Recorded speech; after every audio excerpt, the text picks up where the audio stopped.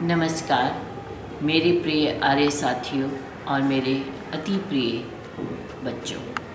वैदिक संदेश ज्ञान माला के इस सत्र में मैं आज एक ऐसी महान विभूति के जीवन पर प्रकाश डालना चाह रही हूँ जिन्होंने अपना समस्त जीवन आर्य जाति के कल्याण के लिए और अपना समर्पित कर दिया।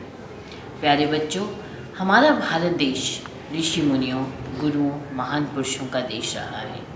इस पवित्र भूमि पर सत्यवदी राजा हरिश्चंद्र, ऋषि विश्वामित्र, महर्षि वाल्मीकि, महर्षि वेद व्यास, शंकराचार्य जी, आचार्य चाणक्य, महर्षि गौतम, कपिल, कणाद, स्वामी विवेकानंद, गौतम बुद्ध, महावीर स्वामी आदि अनेक पुण्यात्माओं ने जन्म लिया।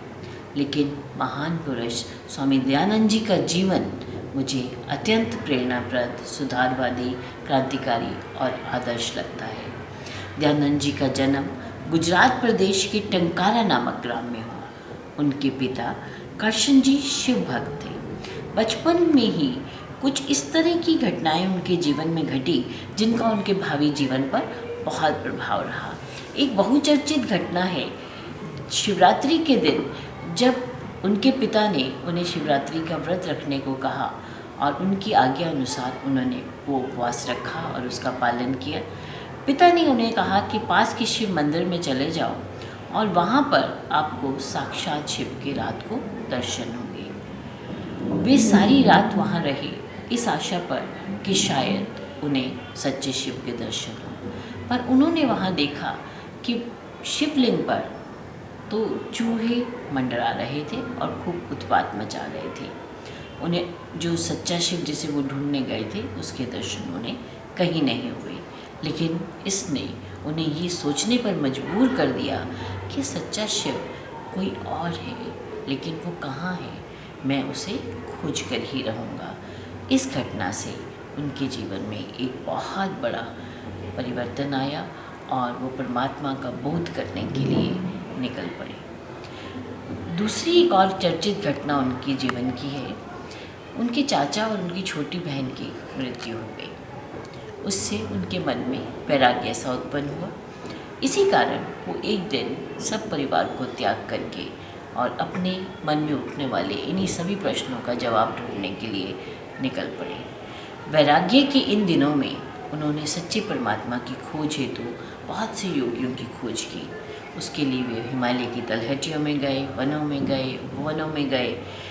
ऐसा करते समय उनकी भेंट एक महान योगी पूर्णानंद जी से हुई। कुछ समय वहाँ रहकर उन्होंने पूर्णानंद जी से योग विद्या सीखी और तभी से उन्हें दयानंद के नाम से जाना जाने लगा।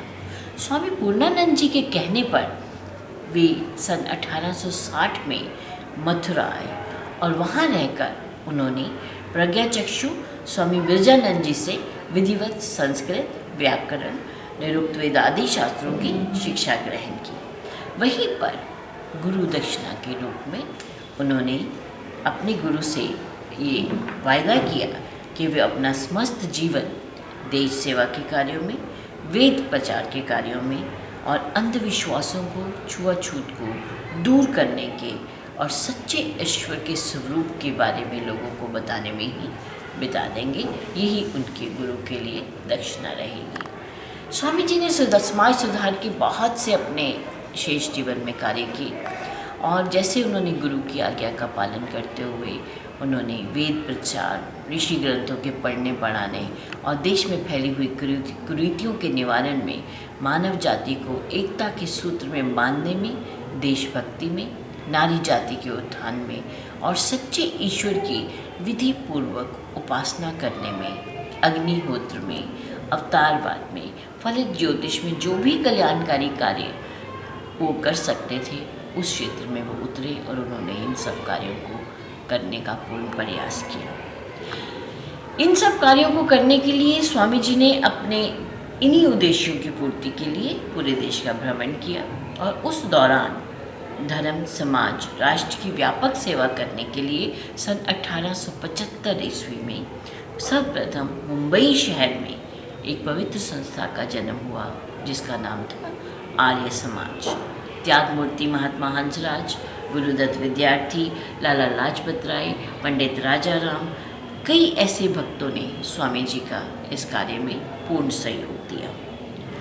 और स्वामी जी की इस कार्य को यादगार और अमर बनाने के लिए डीएवी संस्था की स्थापना हुई सन 1886 में। पहला कॉलेज डीएवी कॉलेज लाहौर के नाम से लाहौर में सन 1886 में खोला गया। इस प्रकार आर्य समाज वैदिक धर्म से युवा पीढ़ी को संस्कारवान बनाने के लिए महात्मा मुंशी राम जी ने सन 1902 में हरिद्वार में गंगा तट पर गुरुकुल की स्थापना की, जहाँ से शिक्षा ग्रहण कर आज हजारों विद्वान, वेदाचार्य, राष्ट्रभक्त अपनी संस्कृति, सभ्यता, राष्ट्रभाषा हिंदी, गौरक्षा, देश की आज़ादी को बचाने में अपना पूर्ण योगदान दे रहे हैं। स्वामी दयानंद जी का निर्माण। महर्षि दयानंद जी एक सच्चे समाज सुधारक थे, ये बात अब हमने समझ ली है। उनके द्वारा रचित एक ये रचना सत्यार्थ प्रकाश ज्ञान का अनुपम भंडार है।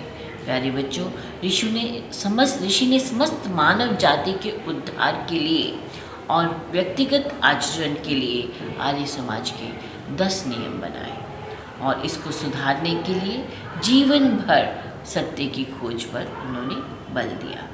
अंग्रेज़ों द्वारा पराधीन भारत को स्वाधीन रखने के लिए देशवासियों को जागृत किया और इसी बीच 59 वर्ष की अल्प आयु में स्वामी दयानंद जी का सन 1883 में दीपावली के दिन विष दिए जाने के कारण देहावसान हो गया। उन्हें विष देकर के मारने का प्रयत्न पहले भी किया गया था, लेकिन इस प्रयत्न में वो व्यक्ति सफल रहा। दीपावली का पर्व यूँ तो दियों का पर्व माना गया है, परंतु 1883 की दीपावली की ये रात वेद रूपी ज्ञान के दीपक का बुझाकर चली गई। मैं अपने शब्दों में पर अंत में ये ज़रूर कहना चाहूँगी कि यदि दयानंद जी आज हमारे बीच कुछ और समय रह जाते तो इस समाज और इस देश और इस विश्व का नक्शा कुछ और ही होता। लेकिन क्या हमें यहाँ बैठ जाना है, चुप हो जाना है? नहीं। आज आप डीएवी का एक एक बच्चा सेनानी बनकर, स्वामी दयानंद जी का सिपाही बनकर उनके द्वारा शुरू किए गए कार्यों को आगे बढ़ाएगा, पूर्ण करेगा।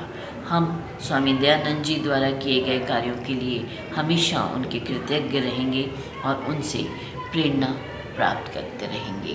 इन्हीं शब्दों के साथ मेरा ऋषि के चरणों में शत शत नमन, शत शत नमन। ओम शांति।